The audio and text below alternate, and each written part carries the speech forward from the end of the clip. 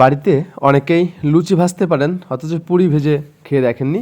আসলে খুবই সিম্পল একটা বিষয়। লুচি ভাজার সব রকম একই রকম, জাস্ট মাঝখানে একটু ডাউল দিলেই কিন্তু পুরি হয়ে যায় এবং আমরা বাজারের যে পোড়া তেলের পুরি খাই তার থেকে কিন্তু আমরা পরিত্রাণ পেতে পারি। তো আজকের ভিডিওতে আমি আসলে সেটি দেখাবো যে আসলে বাড়িতে পুরি ভাজার কত সহজ একটি বিষয়।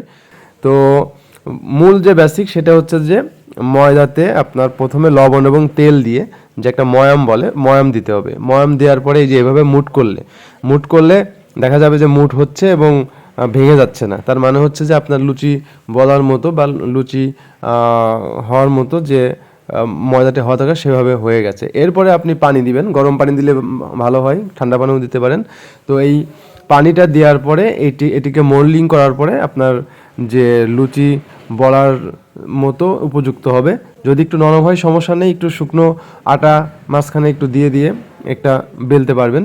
তো আর তার আগে যে কাজটি আমরা করেছি যে এই মসুরের ডাল আমরা সিদ্ধ করেছি, সিদ্ধ করে লবণ মরিচ দিয়ে সিদ্ধ করেছি। সিদ্ধ করে আমরা এটা একটু শুকনো করে জ্বালিয়েছি যাতে একটু ঝরঝরে মতো হয়, বা মানে ডাউলটা কীভাবে সুন্দরভাবে ওর ভিতরে দিচ্ছে, দেওয়ার পরে একটু বেলে নিলেন। এরপরে আপনার পছন্দ মতো যে তেল দিয়ে আপনারা একটু ভেজে নিলেন।